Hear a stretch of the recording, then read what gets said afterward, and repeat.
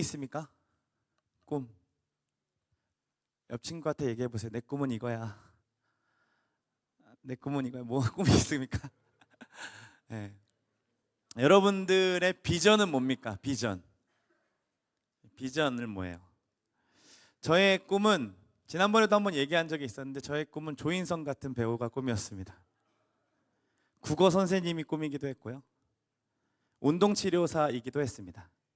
그런데 어쩌다 보니 배우처럼 카메라 앞에 서 있는 사람이 되었고 국어 선생님처럼 가르치기도 하고 운동치료사처럼 복음으로 누군가를 치료하는 중에 있는 목사 같은 사람이 되었습니다. 이처럼 우리의 비전이 무엇이냐라고 물을 때는 우리는 직업군을 가지고서 얘기할 때가 많죠. 그런데 이 청년쯤 되면 이제는 비전이 뭐냐라고 하는 것에 우리는 직업을 얘기하지 않고 어떤 사람이 되고 싶은가에 대해서 답을 내리게 될 겁니다. 여러분들은 그럼 어떤 사람이 되고 싶으신가요? 5년 뒤에, 10년 뒤에 여러분들은 어떤 사람으로 살아가고 싶으신가요? 또 여기 이제 우리는 또 그리스도인이다 보니까 주님을 위해서 그리스도인답게 살기 위해서 이러한 그리스도인이 되고 싶습니다라고 하며 우리는 하나님 나라를 위한 어떤 사람으로 명제낼 겁니다. 그런데 문제는요, 하나님 나라를 위해 나는 이런 목사가 되고 싶다라는 이 명제가요, 듣기에는 너무 좋은데 막연하다라는 거죠. 또한 목사를 못하게 되는 환경에 놓일 수도 있잖아요. 제가 지금은 성남제일교회에서 받아주니까 목사로 있지만 다른 데에서 이제 성남제일교회 너 이제 아니다라고 하면서 받아주지 않게 되거나 여러분들이 이제 당신은 청년 목사로 이제 자격이 없습니다라고 하면 언젠가는 이제 헤어지게 되고 다른 교회를 찾게 되거나 할 텐데 다른 교회에서도 저를 받아주지 못하게 될 때도 있을 거 아니에요. 그래서 개척을 했는데 개척해도 아무도 안 올 수 있는 환경에 올 수도 있잖아요. 그러면 하나님 나라를 위해 나는 이런 목사가 될 겁니다라는 비전은 결국에는 이루어지지 않는 비전이 된다라는 거죠. 마찬가지로 여러분들 가운데 내가 전공한 과목으로 실력 있는 사람이 되어서 사람들에게 영향력을 끼치는 사람이 되고 싶습니다라는 그 비전이 영향력을 끼치지 못하거나 실력이 모자르게 되거나 전공한 과목과 전혀 상관없는 일을 하게 되면 나는 내 비전대로 살아가고 있는 것 같지 않고 비전이 이루어지지 않는 것처럼 보일 때가 있다라는 겁니다. 이번 주에 제가 책 한 권을 우연히 보게 되었는데요. 29 생일 1년 후 죽기로 결정하다라는 책이었어요. 이 책은 2010년 이 청년 실업이 극심했던 일본의 시대 상황을 다루고 있습니다. 주인공은 3평 남짓한 이 방한칸에 살고 있었고요. 한 달을 벌어서 근근히 한 달 살아가던 사람이었거든요. 잠깐 내려주셔도 괜찮습니다. 근데 생일날 이제 혼자 파티를 하려고 자그마한 이 딸기 케이크를 사온 거예요. 그래서 이제 해피 버스데이 투 미 해가지고 축하하려고 했는데 딸기를 이제 먹으려고 딱 꺼가지고 딱 하는 순간 딸기가 툭 떨어진 거죠. 그 하나밖에 없는 딸기가. 그래서 얼른 주워 먹으려고 했는데 거기에 또 머리카락이 막 묻어 있어서 아니야 씻어서 먹으면 먹을 수 있어 하고 씻으러 이제 가는 중에 갑자기 현타가 오기 시작한 겁니다. 내가 왜 이러고 있지? 자기의 모습이 너무 처량해 보이기 시작하면서 그동안 꾹꾹 누르고 참아왔던 그 울분과 억울함들이 토해지면서 그 자리에 펑펑 앉아 웁니다. 그리고 생각했어요. 어쩌다 내가 이렇게 됐을까? 그녀는 여자 주인공인데요. 그녀는 4년제 대학에 나왔고요. 상위권 4년제 대학에 졸업했고 금융회사에 졸업하자마자 금융회사에 당당하게 정사원으로 입사까지 했습니다. 그런데 이제 회사 분위기에 적응하지 못하다가 결국 1년도 채 안 돼서 그만두게 되었고 그때부터 이제 재취업이 안 되기 시작하는 거예요. 경력자만 찾는 세상에서 그녀를 뽑아주진 않았고 결국에는 계약직으로 살아가다가 이제는 계약직도 안 돼서 3개월씩 돌아다니는 이 파견직을 계속하기 시작했습니다. 파견직 하기 전에 계약직으로 했을 때 남자친구를 만나고 약간의 희망이 생겼습니다. 자신은 비록 계약직이지만 남자친구는 동경대를 나왔기 때문에 이 친구와 계속해서 만나기 시작하고 교제를 하고 결혼을 하면 이제 뭐 그래도 좋은 것들을 누릴 수 있는 환경에서 내가 전업주부로 할 수도 있겠구나, 가정을 잘 꾸리면 되겠구나라는 새로운 비전을 찾기 시작했던 거죠. 그러고 나서 어느 날 남친구가 할 말이 있다고 진지하게 분위기를 잡아서 이제 나한테 프로포즈 하는구나 하고 생각했는데 갑자기 헤어지자라는 통보를 받게 됩니다. 너는 나를 원하는 게 아니라 내 뒷면에 있는 것들을 원하는 거라고 느껴져. 나는 내 인생 하나 짊어지고 가기도 벅차.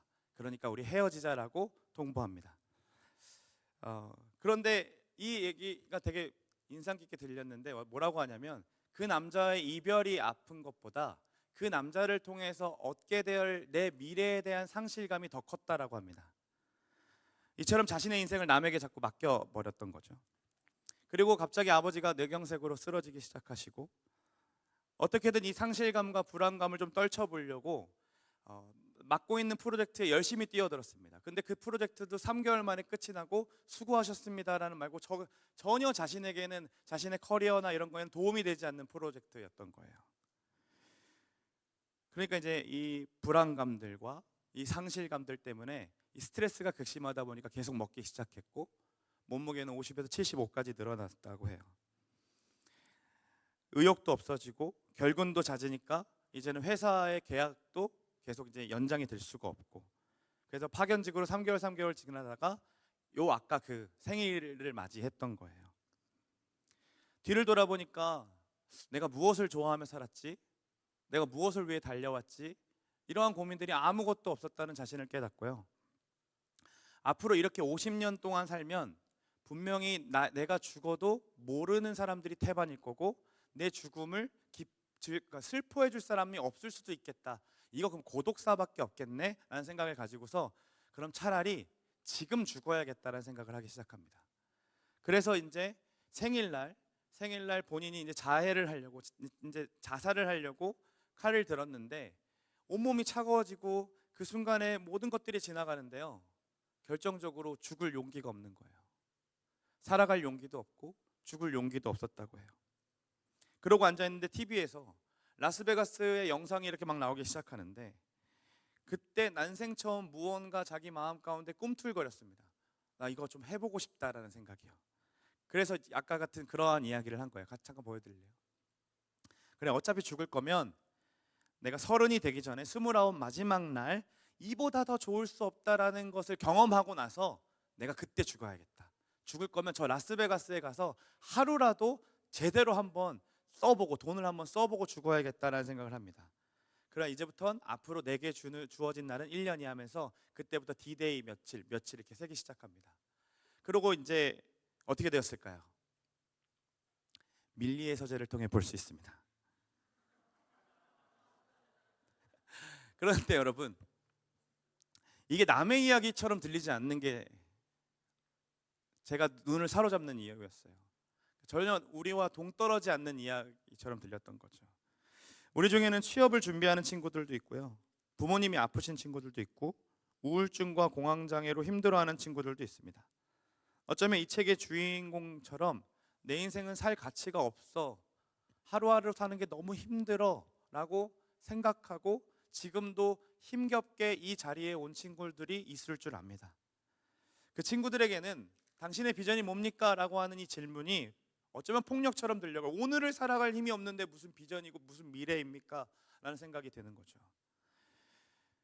그러한 친구들을 향해요, 오늘 말씀이요, 청년으로서 가져야 할 비전이 무엇인가, 아니 우리 인생이 가져야 될 비전이 무엇인가를 제시하고 있다라는 거예요. 오늘 본문이 제시하고 있는 비전은요, 직업이 없어도 되고요, 학벌과 지위와 경쟁력이 전혀 영향을 주지 않습니다. 누구와 비교할 필요도 없고요, 또한 어린아이부터 노년에 이르기까지 이 비전만 품는다면 우리의 인생이 재해석되는 비전입니다. 더욱이 나라는 인간은 살 가치도 없어 보여라는 그 인생에게도 다시 살아갈 수 있는 용기와 다시 일어날 수 있는 힘을 제공하는 것이 바로 오늘 본문이 제시하고 있는 비전이에요. 궁금하죠? 듣고 싶죠? 그 생각을 가지고서 따라와 주셨으면 좋겠어요. 먼저 하나님께서는 품고 계시는 비전이 있었습니다. 그게 무엇입니까? 바로 하나님 나라입니다. 그 나라에서 인간과 함께 교제함으로 안식을 누리고 싶어 하셨죠. 자기 형상을 닮은 존재로 창조하시고 생육하고 번성하고 땅에 충만하라, 땅을 다스리고 정복하라라고 말씀하시면서 대리 통치자로 삼아 주셨어요. 그리고 그러나 하나님 말씀을 믿지 못함으로 그들이 어떻게 됩니까? 결국에는 선악과를 따먹게 되었고 에덴에서 쫓겨나게 됩니다. 하나님 나라에서 쫓겨나게 되죠. 그리고 흩어짐을 면하기 위해 생육하고 번성하고 땅에 충만하라 했는데 그 말씀에 반하여 흩어짐을 면하기 위해 자신들이 바벨탑을 세웁니다. 그런 시대 속에 하나님께서는 한 사람을 택하시사 하나님 나라를 재건하기 시작하시죠. 그게 누구였습니까? 아브라함이었습니다. 그리고 아브라함에게 이렇게 말씀하셨어요. 같이 말씀을 한번 읽어보겠습니다. 보이는 땅을 내가 너와 내 자손에게 주리니 영원히 이르리라. 여러분, 무엇을 주신다고 하세요? 땅을 먼저 주신대요. 그렇죠? 누구에게 주신다고 하세요? 아브라함의 자손에게 주신다고 합니다. 누가 주신다고 합니까? 내가 곧 하나님이 주신다고 해요. 언제까지 이르게 하겠다고 하십니까? 영원히 이르겠다고 하십니다. 하나님께서 직접 주권적인 역사로 영원하신 땅을 누구에게? 영원한 자손에게 주시겠다라는 거예요. 이게 무엇을 의미합니까? 하나님 나라를 의미하는 거죠. 그 약속을 하나님이 지키시기 위해 요셉을 애굽으로 먼저 보내셨고 이스라엘 백성들을 살리시고 다시 또 모세를 보내셔서 이스라엘 백성들을 끄집어내십니다. 그리고 그들을 향해서 나는 너의 하나님이 되고 너희는 내 백성이 되리라라고 말씀하시고 약속하시고 율법을 주셨죠. 그 후에 하나님께서는 다윗을 왕으로 세우신 후에 이렇게 말씀하셨습니다. 한 번 더 말씀을 읽어볼까요? 함께 했습니다. 내가 내 몸에서 날 내 씨를 내 뒤에 세워 그의 나라를 견고하게 하리라. 내 집과 내 나라가 내 앞에서 영원히 보존되고 내 왕위가 영원히 견고하리라. 여러분, 내 씨 곧 후손을 말씀하시죠. 그리고 한 곳을 정하여 심고 거주하게 하셔서 영원한 나라를 세우시겠다라고 하십니다. 이것도 어떠한 것을 약속하시는 겁니까? 하나님 나라였습니다. 우리가 이거 다 나누었던 말씀이에요. 그러니까 다윗의 인생에서 최대 업적을 나눈 강국을 이루고자 하신 것이 아니라 하나님은 다윗을 통하여서 그 후손들에게 영원한 나라를 계속해서 남기고 싶어 하셨다라는 거죠. 그런데 여기서 주목해 볼 것이 있다면요, 아브라함에게 약속하셨던 그 자손이라는 말과 그리고 지금 다윗에게 약속하셨던 내 씨라는 말 자체가 모두 복수가 아니라 단수라는 사실입니다. 그러니까 한 명을 지칭하고 있다라는 거예요. 그게 누구예요? 그게 오늘 본문에서 이야기하고 있는 사람입니다. 마태복음 1장 1절이에요. 같이 한번 더 읽어볼까요? 아브라함과 다윗의 자손 예수 그리스도의 계보라. 처음에 이 본문을 볼 때는요, 왜 아브라함과 다윗일까라는 질문이 생깁니다. 그리고 단순하게 내리는 결론이 뭡니까? 아브라함과 다윗이 유대인들에게 존경받는 인물이었고 핫한 인물이었기 때문에 설득력이 있으려면 유명한 사람을 이름을 대는 것이 맞겠다라는 생각을 하게 되는 거죠. 그런데 구약 성경을 통해 하나님의 비전이 무엇인지를 알아갔고 그 하나님의 비전이 곳곳에서 제시되었다라는 것을 안 순간부터는 이 아브라함과 다윗의 계보로 지금 예수 그리스도를 아브라함과 다윗의 후손이라고 자손이라고 말하는 이유가 무슨 의미인지를 이제 알게 됩니다. 왜 그렇습니까? 구약에서 약속하셨던 그 약속을 지금 예수 그리스도를 통해서 이루어졌다라는 것을 지금 선포하고 계신다라는 거죠. 아브라함의 후손 다윗의 씨가 바로 예수 그리스도이시며 그분이 곧 유대인들이 그렇게 기다리던 다윗의 자손 메시아라는 것을 나타내주고 있는 겁니다. 딱 한 구절로요.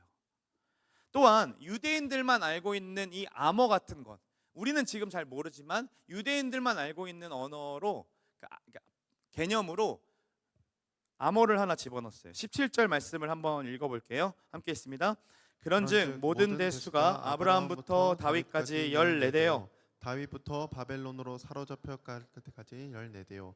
바벨론으로 사로잡혀 갈 때까지 14대요. 바벨론으로부터 사로잡혀 간 후부터 그리스도까지 14대더라.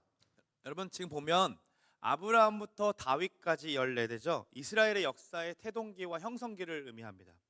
그리고 다윗으로부터 바벨론 포로 전까지는 이스라엘이 전성했던 시기와 그리고 쇠퇴했던 시기를 얘기하고 있죠.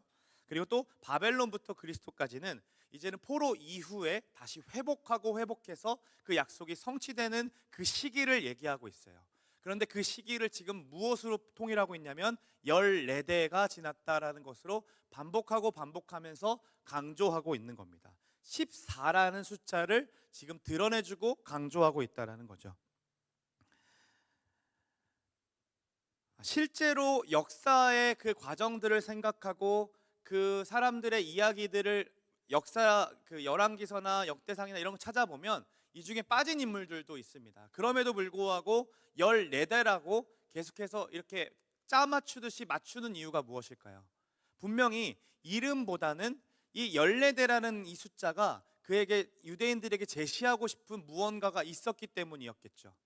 그러면 14라는 것에 어떤 의미가 담겨져 있을기에 그렇게 강조하고 강조했을까요? 이 다윗이라는 단어를요 이렇게 사용합니다. 히브리어 단어를 잠깐 보여드릴게요. 히브리어는요 우리는 오른쪽부터 왼쪽부터 있는데 히브리어는 이쪽부터일 거예요. 그래도 똑같긴 하죠. 그래서 이 지금 이 다윗 해가지고 이렇게 가는 건데요. 저 달렛이라는 이렇게 기역자로 생긴 게 달렛인데 히브리어에는 숫자가 있습니다. 그래서 숫자가 있어서 저 숫자를 쓸 때는 4, 그 다음에 저 와우라는 그리고라고 할 때는 쓰는 저 단어는 6으로 사용되고요. 그 다음에 또 다시 달렛은 4입니다. 자, 4 더하기 6 더하기 4는 뭡니까? 우와, 14가 지금 여기서 얘기하는 건데, 그러니까 14대요, 14대요, 14대요 라고 얘기하는 건 지금 이 족보를 통해서 누구를 드러내고 싶으신 거예요? 다윗이라는 인물을 드러내주고 너희들 다윗 알지? 다윗 알지? 다윗 알지? 이렇게 계속 얘기해주고 있는 겁니다.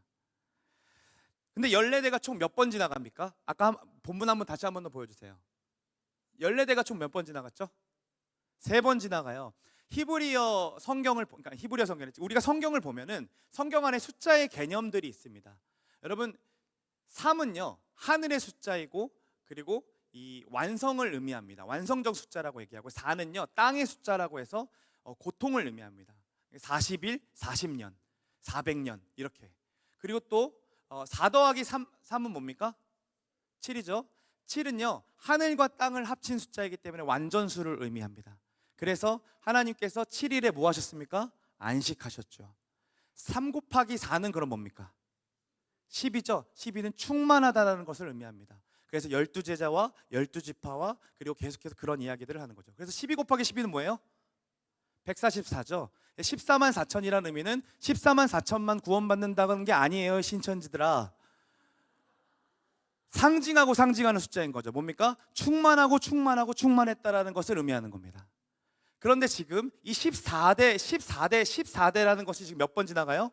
3번 지나가는 거면서 결국에는 이 다윗에게 말씀하셨던 것이 계속해서 이루어져서 지금 완성되었다라고 얘기해요. 근데 그 완성되었다라는 것에 누구의 이름으로 끝이 갑니까? 예수 그리스도의 이름으로 끝이 나는 거예요.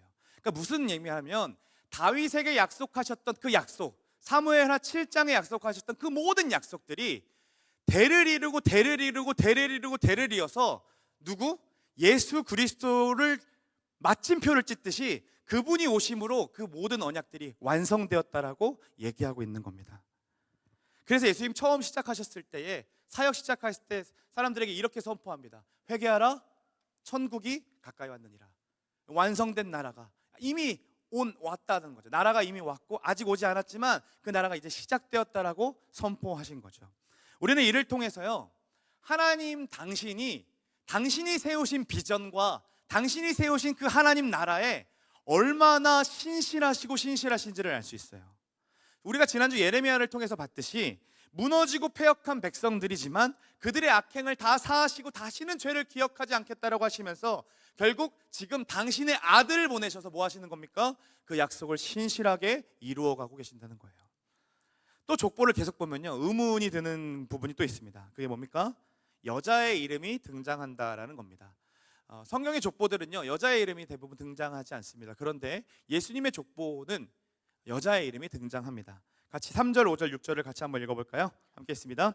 유다는 다말에게서 베레스와 세레를 낳고 살몬은 라합에게서 보아스를 낳고 보아스는 롯에게서 오벳을 낳고 다윗은 우리아의 아내에게서 솔로몬을 낳고. 여러분 이 4명의 여인들에게는 공통점이 있어요. 그들의 신분은 곧 이방인들이었고 그들과 얽혀져 있는 스토리들이 다 있다라는 겁니다. 그런데 그 스토리들이 다 자랑할 만한 스토리들은 아닙니다. 다말은요 유다의 며느리였는데요 창녀의 모습으로 꾸며서 그 시아버지 유다를 속여서 성관계를 갖고 그 대를 이어받습니다. 그래서 베레스와 세라를 낳았죠. 그러니까 이게 무슨 얘기입니까? 근친상간의 죄를 보여줍니다. 그리고 라합은요, 가나안 사람이었고 이방 여인이었는데 그 사람의 직업은 창녀였다라고 합니다. 기생 출신이었습니다. 그녀는 수치스러운 직업을 가졌죠. 또한 룻은요, 모압 출신입니다. 신명기 말씀에 보면 모압은 여호와의 총회에 들어올 수 없다라고 합니다. 왜냐하면 이 모압이 어떻게 탄생되었냐면 지금 룻 말고 롯 아브라함의 조카 롯이 있었을 때에 소돔과 고모라 멸망했을 때에 뒤로 돌아올 때 딸 둘만 가지고 탈출합니다. 그리고 그때에 이 딸 둘이 아버지를 술 먹게 해서 잠자리를 하루씩 갖게 해가지고 나타났는데 그때에 나왔던 민족이 바로 모압 민족입니다. 암몬과 모압이죠. 그래서 여호와의 총에 들어올 수 없다라고 했는데 지금 우리 지금 룻이 어떤 민족이에요? 모압 민족이었다라고 얘기하는 거예요. 그리고 이 룻은요, 유대인들이 개처럼 취급했던 모압 민족이었을 뿐만 아니라 남편과 얼마 전 사별하고 과부있기 때문에 내세울 만한 스펙 같은 것은 아무것도 없었습니다. 그저 하루를 살기 위해 이삭을 주우러 다니던 여인 하나였죠. 그리고 그 밑에 있는 우리아의 아내는 바세바라는 이름을 가지고 있었지만 그 이름을 사용하지 않습니다. 도리어 다윗의 치부를 들추어내죠. 다윗의 추악한 죄의 모습이 기억나게 합니다. 왜 이렇게 들추어낼까요? 한 가지는 분명합니다. 어떤 한 가지냐면 마태는 쓰고 있는 사람이 마태잖아요. 마태는 예수님을 유대인들에게 소개할 때에 대단한 가문의 왕으로 소개하고 싶은 마음이 없는 것처럼 보입니다. 만약에 정말로 우리가 잘 알고 있는 신화들, 뭐 석가모니나 뭐 알라나 이런 사람들처럼 대단한 사람으로 만들고 싶은 의도가 있다면 그 사람의 족보 안에는 이런 것들을 포함시키면 안 되죠. 더 나은 사람들과 더 잘된 사람들을 통하여서 좋은 씨로 나왔다라는 걸 드러내는 게 마찬가지, 당연한 거겠죠. 그런데 마태는 그런 의도가 없었다라는 거예요. 그런데 이 여자의 이름에 우리가 주목해 보니까 다른 이름들은 그냥 스쳐 지나가는데요. 사실 조금만 더 살펴보면요, 그리고 열왕기나 역대기를 보면 여기에는요 진짜 하나님 앞에 더러운 죄들을 짓는 이 왕들의 이름도 들어가 있습니다. 그들은 우상을 섬겼고 바알 제단을 섬겼고 하나님의 말씀에 거부했던 사람들이 여기 들어가 있습니다. 그럼 왜 이런 치부를 드러낼까요? 족보에. 우선 14대를 맞추려면 다윗과 언약의 신실한 하나님이라는 사실을 드러내려면 사람들의 이름을 언급해야 하는데, 문제는 그 사람들의 이름 가운데 언급하면 나오는 게 뭐냐면 어떠한 사람도 의인이 없었다라는 거예요. 그러니까 모두가 다 문제가 있었던 사람이었다는 거죠. 그렇다면 우리는 왜 이 이름을 드러냈는지에 대한 이유를 알 수 있는 겁니다. 불경건하고 깨끗하지 않고 온전하지 못한 사람들의 이름을 나열하면서 도대체 무엇을 말하고 싶은가 했을 때 우리는 하나님의 그 약속이 사람의 더러움과 추악한 과거로 무너지지 않는다라는 것을 계보를 통해 볼 수 있다는 거예요. 비천하고 수치스럽고 부끄러운 과거가 있을지라도 이 하나님의 약속은 패하지 않는다라는 거죠. 약속에 신실하신 하나님은 그 속에 누가 있더라도 어떠한 인생을 살았더라도 그 인생을 통하여 누구를 오게 하십니까? 예수 그리스도를 오게 하셨다라는 겁니다. 그분의 오심으로 인해 불완전하고 죄뿐이었던 인생들 가운데 이 약속이 실현되고 영원한 나라의 그 하나님의 백성으로서 새로운 삶을 살게 하실 것이다. 이 복음을 우리에게 선포하고 계신다라는 거예요. 그리고 하나님 나라의 안식은 너의 과거가 어떠하든 너의 모습이 어떠하든 너가 어떠한 사람에게 자라왔든 그것과 상관없이 예수 그리스도라는 이름을 통하여서 누리고 누릴 수 있는 나라라는 것을 보여주고 계시는 거죠. 여러분, 복음서를 기록하고 있는 사람 누구예요? 지금 이거 무슨 복음이에요? 마태잖아요. 마태의 직업은 세리였습니다. 그 당시 세리는요 민족의 배신자였습니다. 그러니까 앞잡이 같은 사람들이었죠. 그러니까 사람들에게 손가락질 당하는 게 너무나도 익숙한 직업을 가진 게 세리였다라는 거예요. 그러면 이 친구는요 마태는요 늘 이런 생각을 하지 않았을까요? 나 같은 사람도 구원받을 수 있을까? 나 같은 사람도 예수님께 사랑을 받을 수 있을까? 나 같은 사람이 예수님의 제자가 될 수 있을까? 이러한 고민들을 하지 않았을까요? 그런데 예수님이 어느 날 부르세요. 마태야 함께 가자. 그러고 어떻게 합니까? 함께 가기 시작합니다. 그리고 그분이 나를 위해 죽으시는 것을 봐요. 다시 살아나심을 보고요. 다시 성령이 우리에게 오심을 봐요. 그래서 그때에 내 인생이 더 이상 민족의 배신자도 아니고 하나님의 제자라는구나라는 것을 인식하기 시작하고 정체성이 바뀌기 시작합니다. 그리고 이제 예수님을 소개하기 위해서 족보를 쓰기 시작하는데 나열하면 나열할수록 누가 나와요? 추악한 이름들이 막 나오기 시작하는 거죠. 그러나 그는 담대하게 적어냅니다. 왜입니까? 내 인생에도 예수님이 오셔서 내 인생을 바꿔주셨는데 이들의 인생 가운데도 예수님이 오신다면 아무 상관없구나라는 것을 깨닫기 시작하는 거죠. 자신의 인생이 불의했던 과거까지도 선으로 바꾸시는 예수님을 보았기 때문에 이제는 그 인생이 더럽혀진 인생이라 할지라도 어떠한 스펙도 내보낼 수 없는 인생이라 할지라도 예수님의 이름이 등장하는 것의 가치에 어떤 것도 타격을 주지 않는구나. 예수님이면 충분하구나라는 것을 알았기 때문에 담대하게 적어대고 오히려 그 불경건한 사람들의 이름을 자랑하기 시작합니다. 하나님 나라를 이루어가는데요 그들의 이름이, 그들의 업적이, 그들의 과거가 어떤 장애도 되지 않는다는 거죠. 그리고 예수라는 이름이 마지막에 탁 찍히면서 완성된 족보가 되는 거예요. 어떤 겁니까? 이제 진짜 왕의 족보가 생겨나기 시작하는 겁니다. 사랑하는 여러분, 이 족보를 통해요 우리에게도 하나님 말씀하고 계세요. 우리도 지우고 싶은 과거들이 다 있죠. 누구에게도 말할 수 없는 추악한 일들도 우리한테 많을 거라고 생각합니다. 하나님 다 아세요. 우리의 과거들을 하나님 다 아시고 그 현장 가운데 있으셨습니다. 그래서 우리는 거기에 묶여서요 하나님 나라를 이루어 간다라는 이 메시지들이요 참 동떨어지게 들려집니다. 내 삶은 너무나도 형편없고 내 삶은 지금 살아 숨쉬기도 힘들고 내 과거는 너무나도 더럽혀졌는데 하나님 나라를 누린다라는 것이 마치 막연하게 느껴지고 저 멀리 있는 것처럼 느껴지고 조금 더 경건해지면, 조금 더 내가 신앙생활 열심히 하면, 조금 더 내가 하나님 앞에 떳떳하게 살 수 있으면 그때 누리는 것이 있구나라는 생각을 갖게 한다는 거예요. 그러나 여러분, 여러분의 과거에 눈을 들어서 여러분의 과거와 어떠한 상관없이 여러분의 인생을 이끌어가고 계시는 신실하신 하나님을 바라보시기를 간절히 소망합니다. 족보에 드러나고 있는 그분의 신실하심을 여러분 좀 잠잠하게 한번 묵상해 보세요.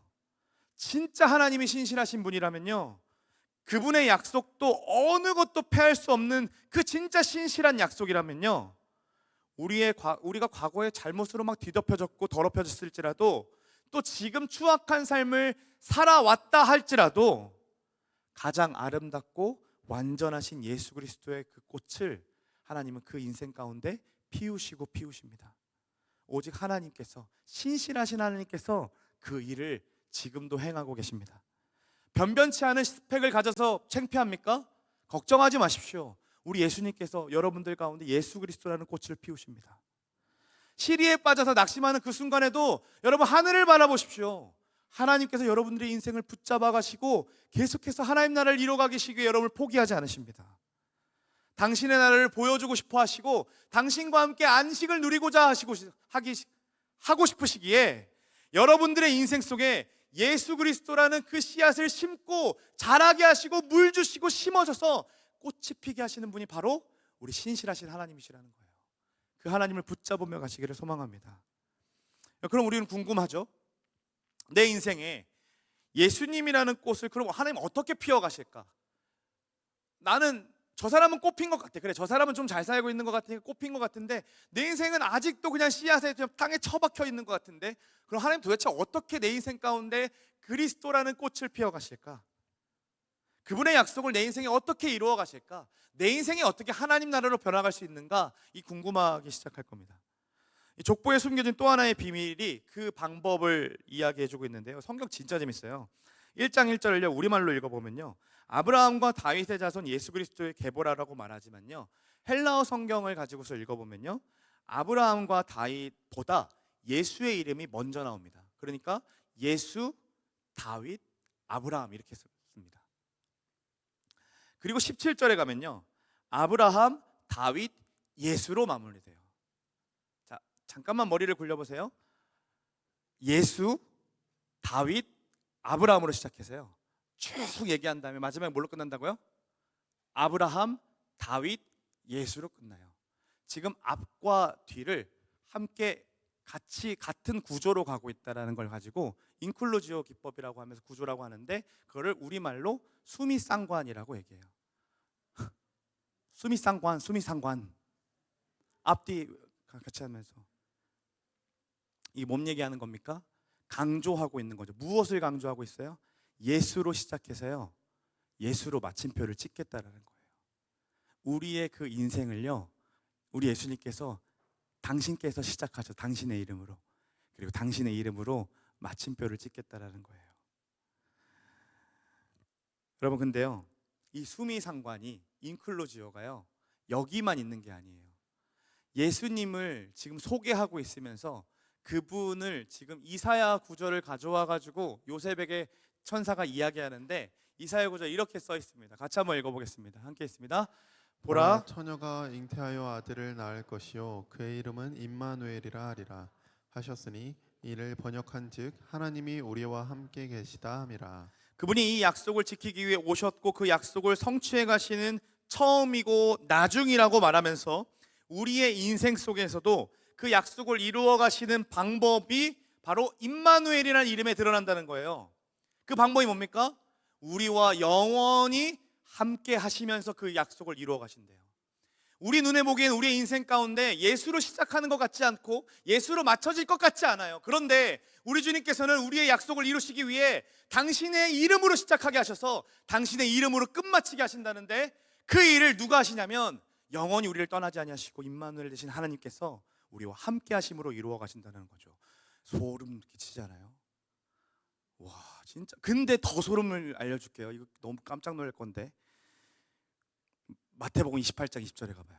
맨 마지막 절이요. 맨 마지막 절이에요. 안 갈 거죠? 여기 나와 있으니까 같이 한번 읽어봅시다. 시작. 내가 너희에게 본부한 모든 것을 가르쳐 지키게 하라.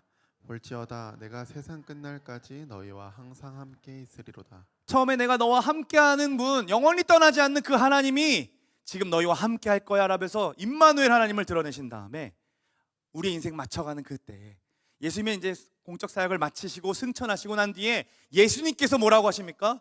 볼지어다, 보라 했잖아요. 아까도 볼지어다 내가 너희와 영원히 함께 하겠다, 그러고 약속하신다는 거예요. 그 사실을 증명하는 것이 복음서에 나타나 있어요. 예수님의 이야기 속에 나타나 있죠. 거기에 실패한 인생들 너무 많아요. 패배한 인생들 많고요. 아무짝에도 쓸모없는 스펙만 가진 사람들 너무 많아요. 몸이 아프고요. 자기의 인생에 아무 미래도 없는 사람들도 너무 많죠. 그런데 그 인생을 어떻게 하나님이 대하시는 보세요.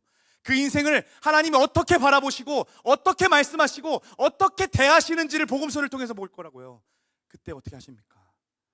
예수님께서요 그 인생을 시작하게 하세요.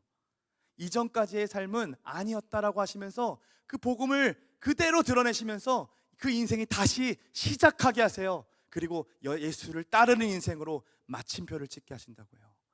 그와 동행하시고 함께 하시면서요 당신의 약속을 신실하게 이루어 가시죠. 영원한 하나님 나라를 우리의 인생 가운데 이렇게 세워가고 계신다는 거예요. 여러분, 이 사실을 믿지 못하면요 우리는 상황에 따라서 일희일비할 수밖에 없어요. 예수님 오시기 전까지요 우리 인생에 예수님이 우리 인생을 시작하자라고 하시 그때까지 그거를 진짜로 내가 믿기 전까지는요 우리가 아무리 성공한다 한들 그것이 정말로 우리의 비전이 될 수가 없다라는 거예요. 우리는 계속 의심할 거예요. 내가 이거 하다가 정말 잘 살 수 있을까? 정말 이거 평생 직장으로 가져갈 수 있을까? 이 불안감은 계속 가져가게 될 거예요. 그런데 여러분, 그러다 보니까 자꾸 불안하니까 성공에, 돈에, 명예에 우리의 에너지와 우리의 인생을 갈아 넣고 계속 노예로 살아갈 수밖에 없는 거죠. 그런데 여러분, 그 인생을요 반대로 예수님이 우리의 인생 가운데 오셨고 그분이 우리의 인생을 시작하시고 그분이 우리의 인생을 맞춰가시는구나라는 사실을 받아들이기 시작하면요 더 이상 직업이 내 비전이 아니게 됩니다. 더 이상 다른 사람이 나를 어떻게 인정하는가가 내 삶의 기준과 내 목적이 아니게 된다는 거예요. 내가 무엇을 하든 어디에 있든 누구를 만나든 그저 예수께서 시작하시고 예수께서 맞춰지는 인생이기 때문에 뭘 하든 상관이 없는 거죠. 그냥 예수가 내 비전이 되는 거예요. 예수로 해석되는 인생 자체가 내가 살아가는 이유고, 내가 숨을 쉬는 이유고, 내가 직장에 가는 이유고, 내가 가정을 세워가는 이유예요. 예수로 해석되는 인생이 우리의 비전이 되는 거죠. 여러분, 우리는요 또 예배를 드리고 다양한 곳으로 흩어지게 될 겁니다. 우리를 부르신 가정에, 직장에, 사업장에, 학교로, 또 아르바이트 현장에 다음 스텝을 준비하는 가정 가운데 지긋지긋한 자리로 흩어지게 될 거예요. 여러분, 그때 여러분 예수 그리스도께서 우리를 떠나지 아니하시고 신실하게 그 약속을 이루어 가신다는 사실을 여러분 붙드시기를 간절히 소망합니다. 그 일을 위해 우리 예수님 진짜 떠나지 않으시고 우리의 인생을 시작하셨던 분이 끝까지 함께 하실 거고 마치실 겁니다. 그 이름으로요. 그래서요, 성령은요 우리를 떠나지 아니하시면 우리가 예수의 족보에 껴져 있는 사람이구나, 우리의 인생도 별발 없고 우리는 이스라엘 사람도 아니니까 예수의 족보에 들어갈 일도 없는 것 같은데, 근데 우리를 예수의 족보에 넣어주셨다니까요. 그 약속이 성경에 증언되어 있어요. 로마서 말씀이에요. 같이 한번 읽어볼까요? 함께 했습니다. 로마서 8장 16절입니다. 함께 했을까요? 성령이 친히 우리의 영과 더불어 우리가 하나님의 자녀인 것을 증언하시나니. 17절에 이렇게 나와요. 자녀이면 또한 상속자 곧 하나님의 상속자다. 너희가 자녀라면 하나님의 상속자다. 하나님이 주시는 거 다 받아 누릴 수 있다. 예수님이 얻으셨던 거 다 받아 누릴 수 있다는 거예요. 예수님처럼. 근데 우리 자꾸 잊어요. 내 인생이 풀리지가 않으니까요. 다른 사람들이 나를 못 알아주는 것 같으니까요. 내가 원하는 대로 내 미래가 펼쳐지는 것 같지 않으니까, 또 갑작스럽게 우리 가정에 아픈 일들이 막 생겨나니까, 그래서 우리는 불안해하고 그 불안함들이 다시 낙심하게 만들고, 그리고 하나님의 그 약속을 자꾸 잊어버리게 만듭니다. 그런데 여러분, 하나님은요 그때에도 여러분들을 떠나지 아니하시고 여러분들의 인생을 예수라는 이름으로 계속 쓰이고 있다는 것을 기억하시기를 간절히 소망합니다. 그리고 여러분 곁에서 너는 내 자녀야, 누가 뭐라 해도 너는 내 자녀라고 성령께서 계속해서 여러분들에게 말씀하고 계시는 그 음성에 귀 기울이시는 여러분 되시기를 간절히 소망합니다. 근데 이제 또 이런 고민들이 생겨요.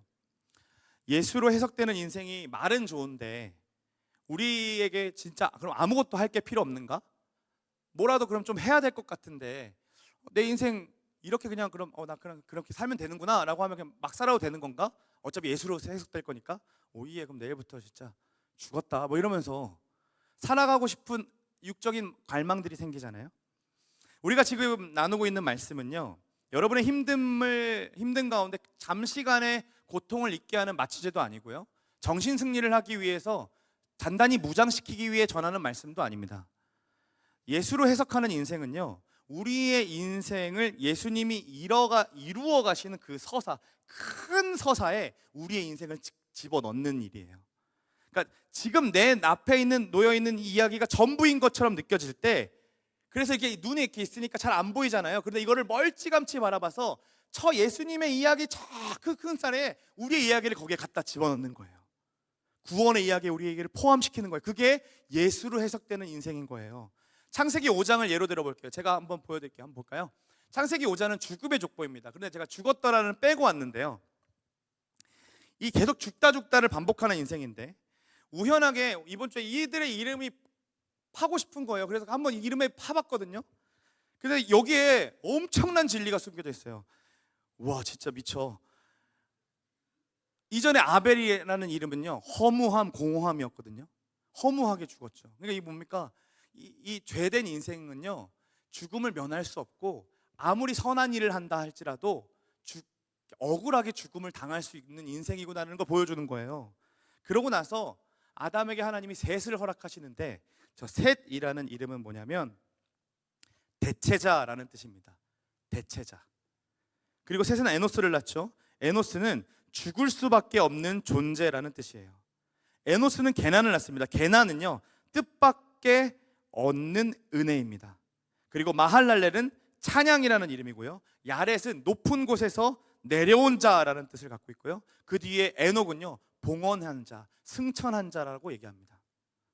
그리고 무드셀라는 심판의 도구라는 이름의 뜻을 갖고 있고, 노아는 안식이라는 이름을 뜻을 갖고 있습니다. 별거 아닌 인생들, 여기에 이분들이 어떤 인생을 살았는지 우리는 알 수 없어요. 왜냐하면 성경은 저렇게 나았고 죽었다라고만 반복하기 때문에.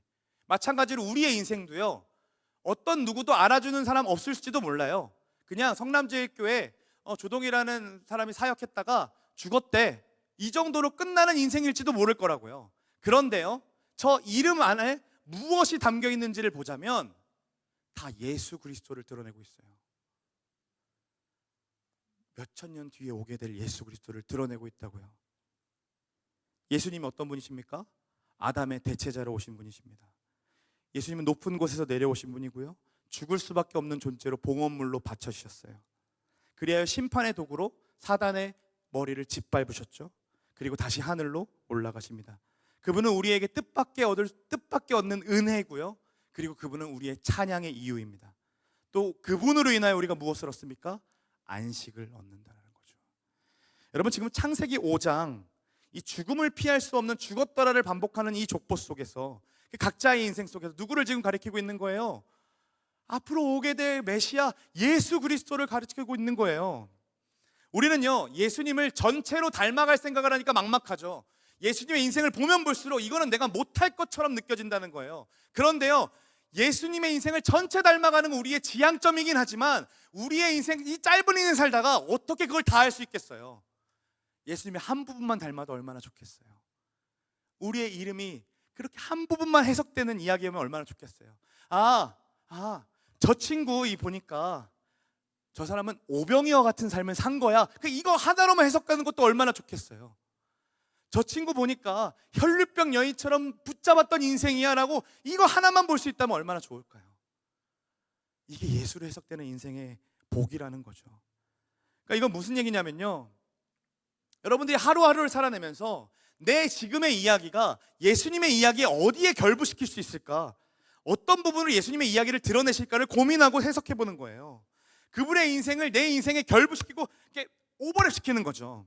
여러분, 하나님의 말씀은요, 내 인생에 얼마나 거대한 이야기 속에 들어있는지를 보게 하시는데요, 여러분, 하나님 나라의 이야기 속에 내가 이렇게 턱 들어가 있다는 걸 볼 수 있어요. 여러분 월급의 노예로 사시죠? 반가워요, 노예들. 또 감옥 같은 학교 언제 탈출하나, 감옥 같은 이 직장 언제 때려치나 라는 생각을 가지고 살아가시죠. 여러분, 우리는 그때 우리의 이야기를 요셉의 이야기 속에 넣는 겁니다. 요셉의 이야기 속에 하나님이 어떻게 그를 이끌어 가셨는지를 보는 거예요. 그리고 그때 요셉의 이야기가 나에게 소망이 되기 시작해요. 하나님이 내 인생도 그렇게 이끌어 가시겠구나.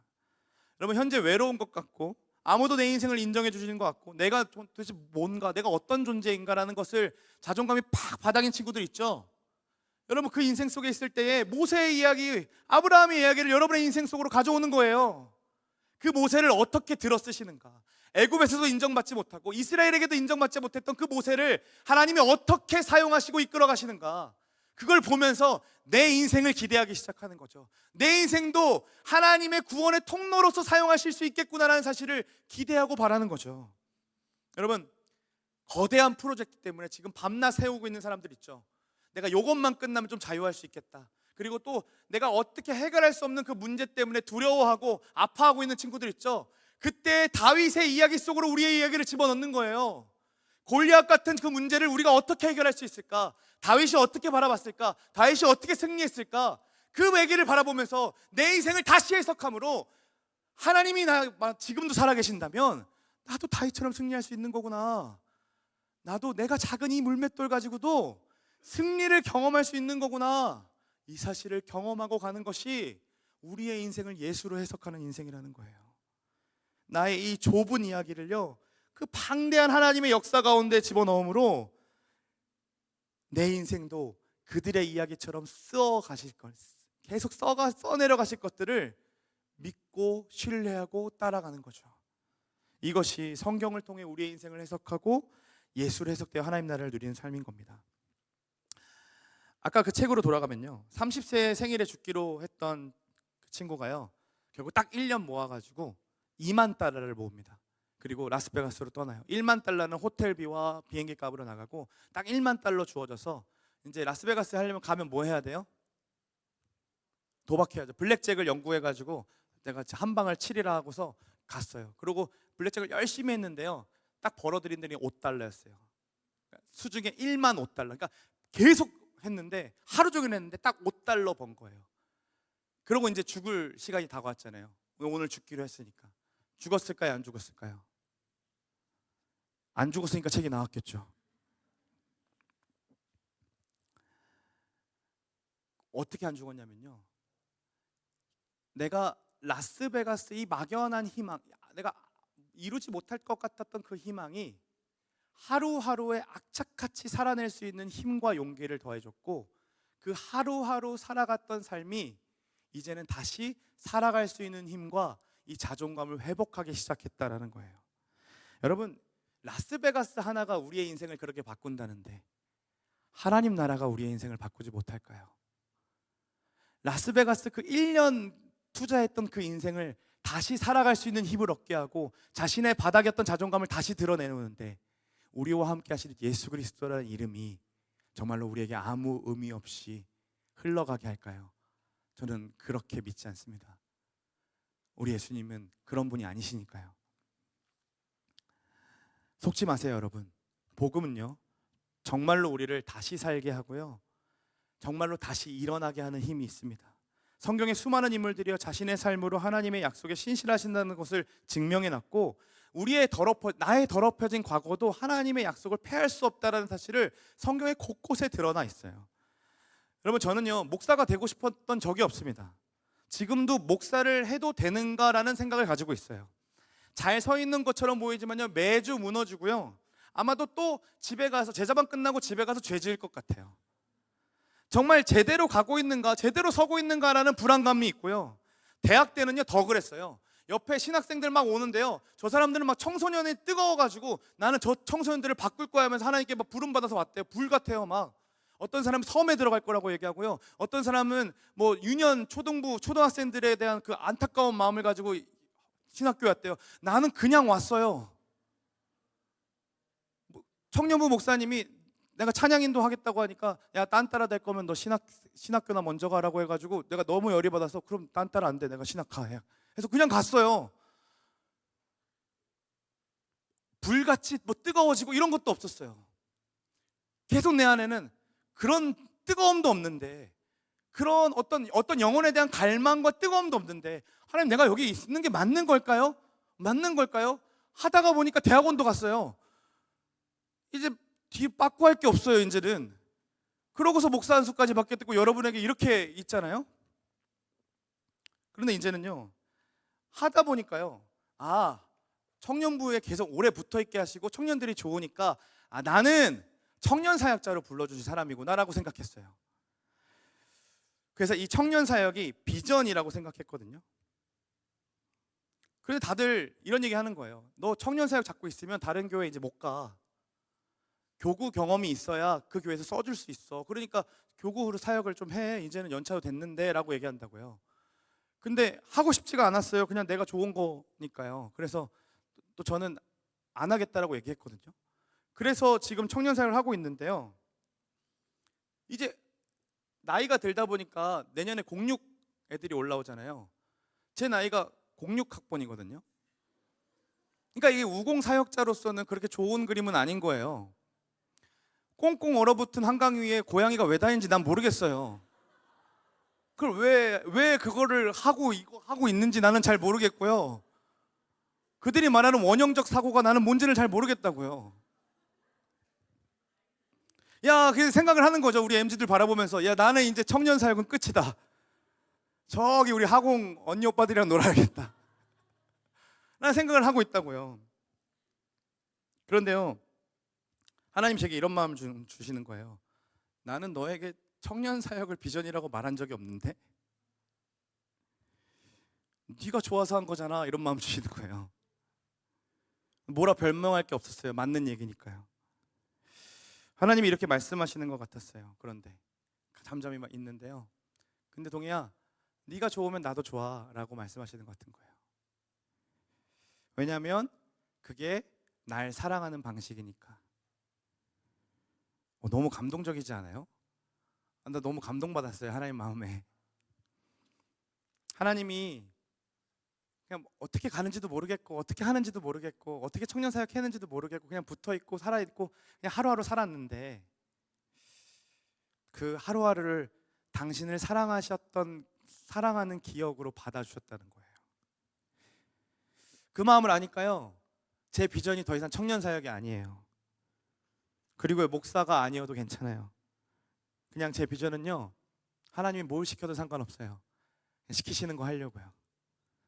그 자리에서 그냥 하나님 사랑하는 거, 그런 사람이면 더 좋겠다. 무엇을 하든 어디에 있든 그 하나님 사랑하는 거, 그런 사람이 되고 싶어요 라는 마음이 나오게 되더라고요. 그냥 그 자리에서 하나님 사랑하는 것, 돌아서지 않고 충성된 일꾼으로 하루를 살아내는 것이 우리의 비전이게 되길 소망합니다. 여러분, 복음은요, 우리의 작은 시선을 돌려서 크신 하나님을 바라보게 만들고, 복음은 다시 우리를 일으켜서 놀라운 승리를 경험하게 합니다. 사랑하는 여러분, 힘들죠? 우리 예수님 바라봅시다. 다 포기하고 싶을 때 있죠? 예수님 바라봅시다. 우리 예수님께서 우리의 인생을 어떻게 이끌어가는지를 바라봅시다. 어떻게 사는 것이 예수님을 닮아낼 수 있는지, 따라할 수 있는 건지 모르겠어요. 진짜 모르겠어요. 예수님 따라갈 수는 있을까? 예수님처럼 말할 수는 있을까? 정말 모르겠어요. 그러나 여러분, 우리가 매일매일의 작은 그 삶에서 우리가 이야기하는 그 작은 이야기들이 이 하나님의 크신 이야기와 맞물리기 시작할 때에 우리는 그때에 내가 왜 여기 있고, 내가 왜 지금 부름받았고, 내가 무엇을 해야 되는지가 해석되기 시작합니다. 수많은 사람들이 이렇게 얘기해요. 너는 왜 그 일을 하고 있어? 너는 왜 그렇게 친구에게 그렇게까지 비굴하게 구는 거야? 너는 왜 다 참아내야 해?